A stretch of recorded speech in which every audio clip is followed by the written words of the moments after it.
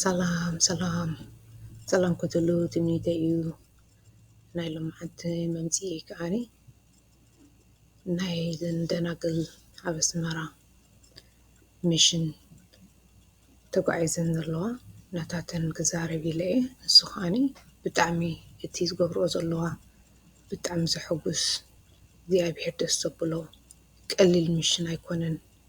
ሓደ ሰብ ሂወቱ ንእግዚኣብሄር ከገልግል ንዓለም ክምንን ማለት እዩ። እቲ ዝገብርኦ ዘለዋ ብጣዕሚ ኣድማይረብል እዩ and I wish them the best እግዚኣብሄር ጎይታ ኩሉ እቲ ዝግበአን ሓይልን ግሬስን ክንኸበን እዚ ናይ ኩላና ፀሎት እዩ። ምስኡ ከዓኒ ክዛረብ ደልየ ዘለኹ ማለት እዩ። ያው ኣባ ገብረ ሚካኤል ዮሃንስ ኣብ ናይ ተፈታዊ ሾው ኩሉ እቲ ዝበሃል ኢልዎ ኣሎ ኢልኩም ክትሪእዎ ትኽእሉ ኢኹም። ብጣዕሚ ፅቡቅ ዘረባታት እዩ ተዛሪቡ concerning እዚ ናይ ዘንደናገል concerning ናይቲ government ማለት እዩ። እቲ ሓቂ ኩሉ ግዜ ክገሃር ኣለዎ ማለት እዩ። ሕጂ ንስኻ እግዚኣብሄር ጎይታ ባርኮ ከምኣቶም ኣቀሽሽቲ የብዝሓልና እዩ ዝበሃል። ሕጂ ክብደልየ ዘለኹ እዚ ንዓኻትክን ቅዱሳን ደናግል እግዚኣብሄር ጎይታ ባረከን። ግን ሓደ ግዜ ከም ሰብ መጠን ከዓኒ ብዙሕ ነገር ኣሎ ዘተሓሳስበና ማለት እዩ። ንሱ ከዓኒ ከም ብናተይ ኣተሓሳስባ ያው እቲ ሓሳበይ ክገልፀልክን እየ። ቅድሚ ንሱ ምግባረይ ክልተ ጥቕሲ ኣለዋ ናይ መፅሓፍ ቅዱስ ክዛረበን ዝደለኹ ማለት እዩ። ሓንቲ ማቴው 10:16 እያ Behold, I send you forth as a sheep in the midst of the wolf. Be ye therefore wise as a serpent and harmless as a dove ትብለና። ተኻልአይቲ ከዓኒ Matthew 7:15-16 እያ Be aware of the false prophet who come to you in sheep clothing, but inwardly they are ravens of wolves.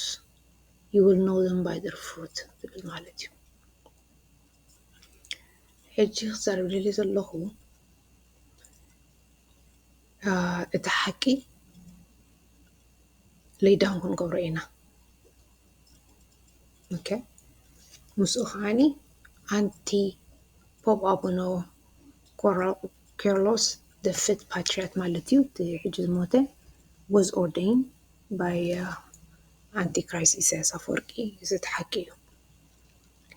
he's not a valid pope።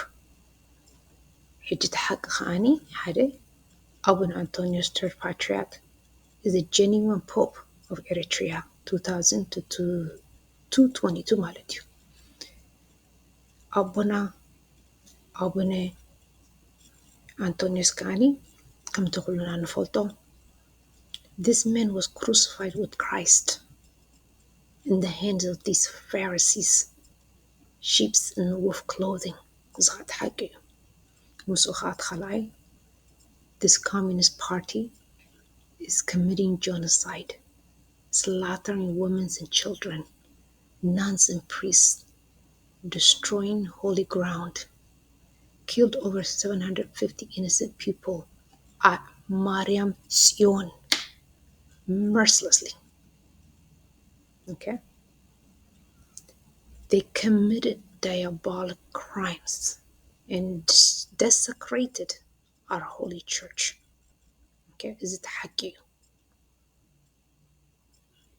Abducting young children from Catholic Church altar boys እዚ ቁርብ ግዜታት ዝረኣናዮ ማለት እዩ። Why? To commit genocide. እዚ እቲ ሓቂ እዩ።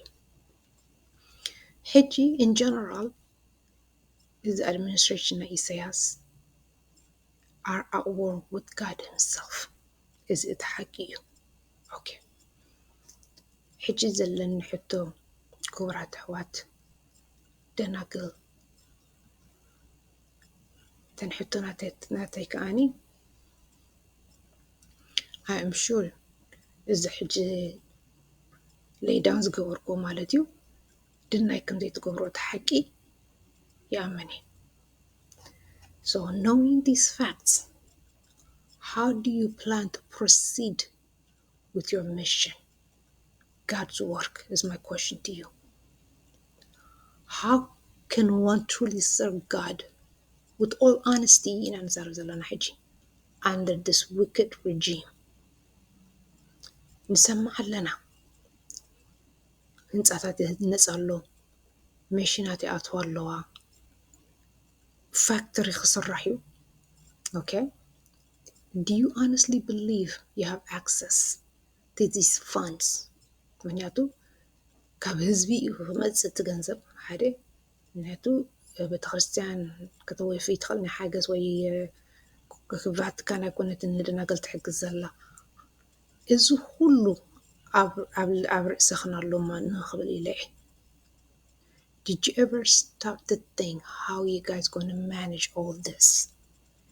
ክብደል ዘለኹ ሲ ኣነ ፕሮብለም ይብለይን ደናግል ኣብ ኣስመራ ኮይነን ድንግልን እንክገብራ ምክንያቱ የግድን ንገዳም ክኸዳ ኣለዋ ክብል ኣይክእልን እየ። ምክንያቱ እተን ንገዳም ወላ ናይ ካቶሊክ ቤተክርስትያን ደናግል ኣለዋና ንሳተን ከዓኒ ኣብ ኩሉ ዓለም ሙሉእ ኮይነን ሰርቭ ገብራ እየን።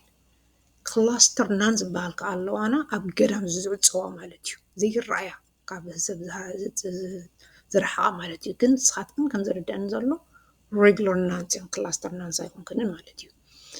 ክላስተር እዚ ሕጂ ሬጉላር ናን ኮይንክን ኣብ ኣስመራ ኮይንክን ትናታትክን ምሽን እቲ ጎይታና የሱስ ክርስቶስ ዝሃበክን ፀጋሲ ከመይ ጌርክን ኣካምፕሊሽ ክገብርኦ ትኽእላ ምስኡ ከዓኒ ኣብ ሓጢኣት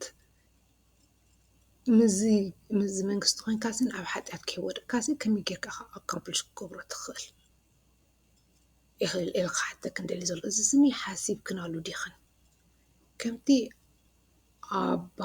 ኣባ ግብረ ሚካኤል ዮሃንስ ዝበሉ ማለት እዩ። ኣነ ምስኡ ብጣዕሚ እግሪ ገብር ምክንያቱ ምስ ዘሎ መንግስቲ ኣብ ኣስመራ ውሽጡ ኮይንካ እቲ እግዚኣብሔር ዝሃበካ ፀጋታት ንኽትቅፅሎ እቲ ሚሽን ንኽትከንቲኒ ንኽትገብሮሲ ኢምፓስብል ኮይኑ ዝረኣየኒ ዘሎ ምክንያቱ you will be paralyzed, you cannot accomplish። ካልኣይ ነገር ከዓኒ እቲ የግድን ኣብ ውሽጢ ኣስመራ ኮይንካ ይኮንካንቲ ስራሕ ትሰርሖ እንታይ ደኣኒ ብፀሎት to save soul እቲ ቀንዲ እቲ ሚሽን ኣነ ከም ዝርድአኒ ማለት እዩ። ንሱ ከዓኒ ኣብ ገዳም ኮይንካ እቲ ዝግበአካ እግዚኣብሔር ዝሃበካ ፀጋታት ንኽትፍፅም ይቐልል ኢለ እየ ዝሓስብ። ግና እዘን ሕቶታት እዚኣተን ንዓኻትክን ኣለዋኒ ተገዲድክን ዲኽን ኣብ ኣስመራ ትገብርኦ ዘለኽን ተገዲድክን ዲኽን እዚ ኩሉ ሓሳብ ዘለክን ገዛ ተሃኒፁ መሽናት ኣትየን ፋብሪካታት ተኸፊቱ ከተገልግላ እዚ ናታትክን ድሌት ድዩ ወላስ እቲ መንግስቲ ዘገድደክን ዘሎ እዚ ሲ ነቲ ሰብሲ ግሉፅ ኣይኮነን ግሉፅ ዝኾነ ነገር ኣይኮነን። ምክንያቱ ስኒ ክኸውን ዘይክእል ነገር እዩ። ሓደ ሰብ ንድሕሪ እግዚኣብሔር ትብል ከገልግሎ ደልዩ ኮይኑ ካብዚ ረጅም እዚ ዓመት ክሃድም ኣለዎ ንገዳማት ክኸይድ ኣለዎ ኣብ ኣስመራ ውሽጢ ኮይንካ ካብ መንግስቲ እንዳደልካ ምክንያቱ ናይ ተዋህዶ ኦርቶዶክስ ደናግል ካብ መንግስቲ የግድን ክፅበያ እየን። መንግስቲ የግድን ኮንትሮል ክገብሮ እዩ ናታትክን ፋንዲንግ ምክንያቱ ካብ ቫቲካን ኣይኮነን ዝመፅ ዘሎ ከምቲ ናይ ካቶሊክ ማለት እዩ። ናይ ካቶሊክ ኣብ ዓዲ ኣብ ኣስመራ ኮይነን ከገልግላ ከላ እየን ምክንያቱ ካብ መንግስቲ ዝፅበዮ ነገር የለን። ንስኻትክን ግን ካብ ህዝቢ ኢኻ ትፅበያ ዘላ እቲ ናይ ህዝቢ ከዓኒ 100% ኢሳያስ ኣፈወርቂ will have control over your funding. Not only that, እዚ ሚሽን ሂቡክን ዘሎ ኣንቲ ፖፕ ኣቡነ ጎርጎርዮስ the fifth patriarch ብኣኻትክን ፅቡቅ ነገር ዝሃረብ ነይሩ ብኣኻትክን ሓግዝዎን ንሳቶም behind it ከም ዘለዉ ሲ ብብዙሕ መገድስ ገሊፅዎ እዩ። እዚ ሲ ፍሉጥ እዩ። ሕጂ ዝብለክን ሲ ንስኻትክን ሲ ከመይ ጌርክን ኢኹም ፕሮሲድ ክትገብራ ሓሲብክናሉ ዲኹም እዚ ነገር እዚኣ ሲ ካብኻትክን ክሰምዓ ደሊ ምክንያቱ ኣነ I want the best for you. ትሩሊ እግዚኣብሔር ሰብ ክትገብሮ እየ ዝደሊ ንሱ ከዓኒ ከመይ ጌርክን ከም ትገብሮ እዚ between you and God እዩ ፕሊዝ ተኽኢልክን ሕሰባሉ እዚኣ ክብል እየ መፅእ ዘለዉ እግዚኣብሔር ጎይታ ከዓኒ ኩሉ ፀጉ የፍስሰልክን። I pray that you guys pray for discernment so that God can allow you to make the right decision. እግዚአብሔር ጎይታ ምስኻትኩን ይሁን። ኣምላኽ ይባርክ።